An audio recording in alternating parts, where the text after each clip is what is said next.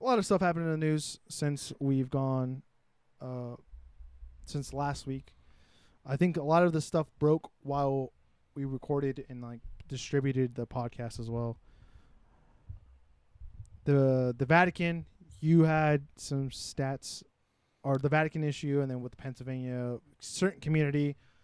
I listened to Ben Shapiro. You talked about it specifically, but you had some like numbers that you pulled up. Yeah, so basically what's happened is the Vatican has had to issue a state. There's supposedly evidence and allegations that 300 or more Catholic priests in the state of Pennsylvania have had sexual abuse allegations brought against them with minors, with children. So the Vatican has had to issue a bunch of public statements. Obviously, what was really weird to me in what they said was that they were talking about, obviously, that something like this should never happen, but that they were going to be evaluating basically whether or not like any of those people could be brought could be rehabilitated and then like brought back. It was kind of weird the way that they approached it. they went through like a nice kind of statement. Yeah. Really optimistic. Yeah, I would say so for sure. This is a problem that's plagued. I guess maybe it's probably just more reported in the. I would guess that it's more reported in the Catholic Church, but I would say that it's a problem that's plagued specifically the Catholic Church. Well, similar to like what happened in Boston with all that stuff, like a decade ago. I think a lot of this stuff was going on through that same exact timeline too. So this has been going back to like the 60s or 70s. Yeah, it's a really long period of time. They estimate it's like thousands of children. Yeah. Over like a really long period of time. So it obviously 100% terrible anytime you hear about anything like this. I don't know. It always surprises me that people like this make it that far through like seminary or like anything like that without. Well, some of the reports and how they described how they got away with it, like they would take a boy, do whatever, the terrible thing they did to him, but then they would mark him by giving him a cross they would wear. Like they give him a specific cross, and then other clergymen or whatever priest or whatnot would know that kid's been like not trained, but like know that kid has been he's open game basically, which is terrible. But another thing too, what were you gonna say? I was just gonna say that like it's like not just necessarily like like there are a lot of people complicit in order for something like this to go on for so long. Is what I was gonna say. Yeah, because like you had like the Penn State issue with Jerry Sandusky. Yeah. A lot of people just looking the other way, and the same thing with the Me Too movement. A lot of people looking away. It just the thing I don't like about it is the way that now people are perceiving like a certain group of people, and like when you look at like now like Catholic Church, they're probably molesting someone in that church.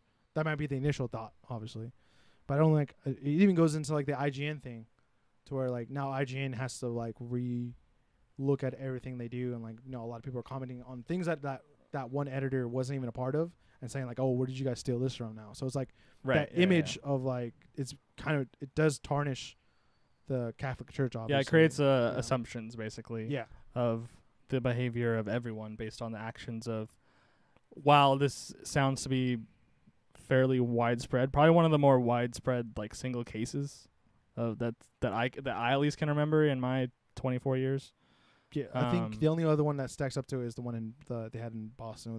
They had that movie with Mark Ruffalo, and I forgot what it's called. They had Mark Ruffalo and the guy that played Birdman. Oh, Michael Keaton. Yeah, and like that whole Boston Globe kind of situation there. Yeah. But so it seems to be even though it seems to be one of the more widespread cases, it's obviously not at all necessarily reflective of the Catholic Church as a whole. Yeah.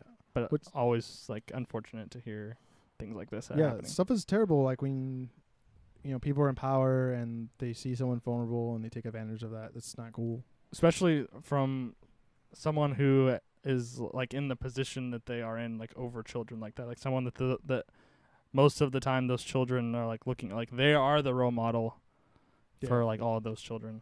and like they don't know any better or what's Yeah. what's right or what's wrong, which is like the most messed up part about it. Yeah.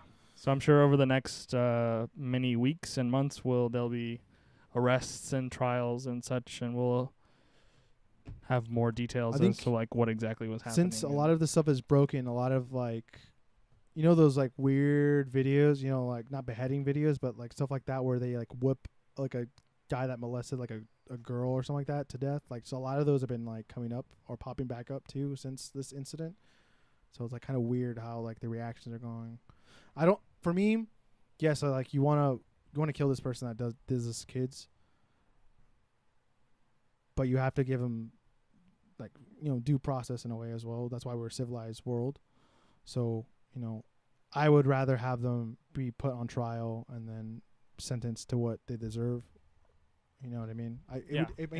I would like to be a vigilante and go and, you know, do my own. I think a lot of people would, you know, think to them, because I think it's really terrible. Because I had a relative that's happened to her when she was younger, so it's like very close to, or I have a lot more. What's the like word? a more personal connection to it. Yeah. So yeah, as we said, we'll find out probably more about the extent to which this was happening in the Pennsylvania area over the next few weeks.